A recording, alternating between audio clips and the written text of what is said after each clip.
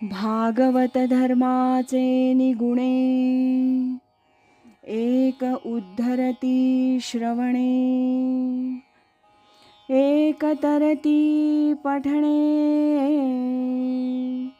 एक निस्तरती ध्याने,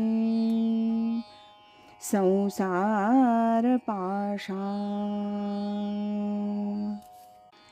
पूजनीय स्वामी कृष्णानंद लिखित शुक उवाच श्री एकनाथी भागवत भावार्थ कथा या ग्रंथातील आज ऐकूया पुष्प 6 देवांची श्रीकृष्ण भेट द्वारकेत उत्पात याचा भाग पहिला।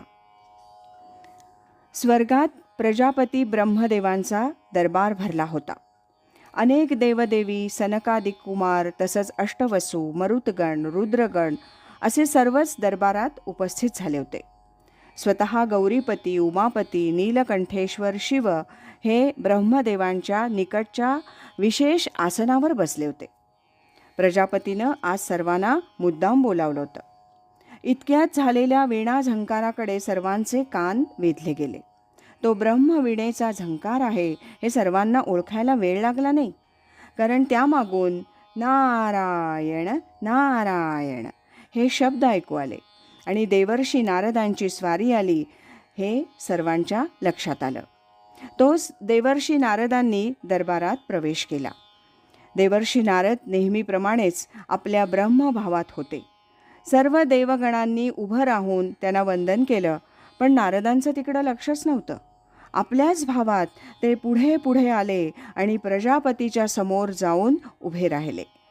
त्यांच्या चेहऱ्यावरून ओसंडणारा आनंद कुणाच्याही नजरेतून सुटला नाही। प्रजापती म्हणाले, देवर्षी, आपलं या दरबारात स्वागत आहे, परंतु आज आपण असा अचानक कसे आलात आणि आपल्या वदनावर एवढा आनंद कशाचा आहे हे सांगा।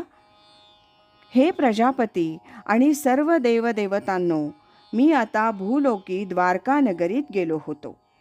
त्या नगरीतील द्वारकाधीश श्रीकृष्णाच्या कार्याचं मला खरंच कौतुक वाटतं। तो नारायणाचा अवतार आहे।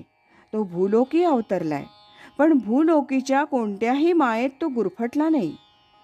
पाण्यात राहून पाण्याच्या थेंबालाही स्पर्श नसलेला तो कमलपत्र आहे।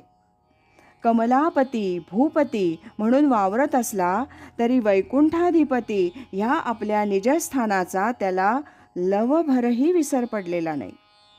उलट आपली कर्तव्य पार पाडताना निजधामी जाण्यापूर्वी सर्व कार्याची पूर्ती व्हावी म्हणून त्यानं एक योजनाही आखली आहे। तेच तुम्हाला सांगायला मी त्वरेनं आलो आहे।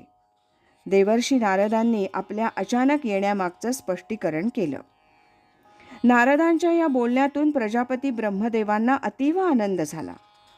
भगवान महाविष्णूंच्या संकल्पाप्रमाणे विष्णुदेवांनी श्रीकृष्णाचा अवतार घ्यायचा, द्वापार युगातील आपलं नियोजित कार्य करायचं आणि निजधामी परत यायचं असं ठरलंच होतं। आता ती वेळ आली आहे। त्यातून देवर्षी नारदांनी श्रीकृष्णाच्या कार्याचा जो गुणगौरव केला तो ऐकून श्रीकृष्णाला पाहायची, त्याच्या दर्शनाची इच्छा प्रजापतींच्या मनात उदित झाली आणि त्यांनी ती प्रगट करताच सर्वांनाच आनंद झाला आणि सारे मिळूनच द्वारका नगरीत जाऊ, श्रीकृष्णाचं दर्शन घेऊ असे भाव प्रत्येकाच्या वदनावर दिसू लागले। प्रजापतींनी ते जाणलं आणि द्वारकाधीशाला पाहायला द्वारका नगरीतच सर्व मिळून जाण्याचा आपला निर्णय घोषित केला। सर्वांनी हात उंचावून निर्णयाचं स्वागत केलं आणि द्वारकेस जाण्यास सर्व सिद्ध झाले। आज द्वारका नगरीला वेगळीच शोभा आली होती। घराघरावर रत्न तोरणं झळकत होती। मुख्य रस्त्यावर कुंकुमाचे, चंदनाचे सडे घातले होते। त्यावर विविध रंगांच्या आणि विविध आकारांच्या रांगोळ्या रेखाटल्या होत्या।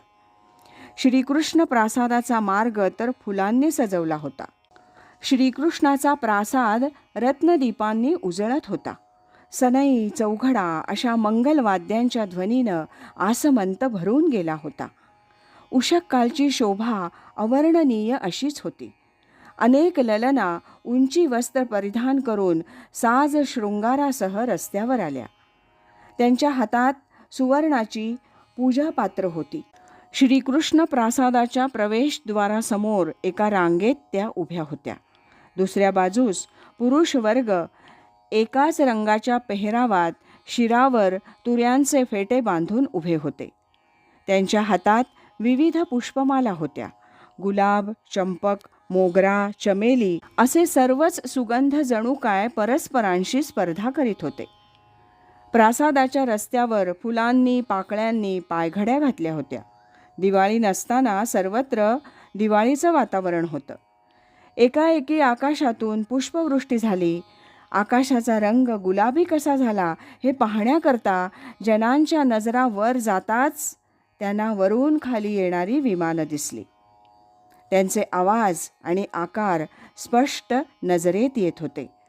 नगराबाहेरील मोकळ्या प्रांगणात रथ, हत्ती, अश्व तयारच होते. त्याप्रमाणे शोभायात्रेनं सर्वजण श्रीकृष्ण प्रासादाकडे येत होते. आज इथेच थांबूया. यानंतरचा दुसरा भाग आपण उद्या ऐकूया. नमो व्यासमूर्ते, नमो शुकदेवा, दिला मुमुक्षुसी त्वा अक्षय ठेवा. कथा भावरूपे घडली हाते, करी समर्पित गुरुचरणाते. हरि ओम तत्सत.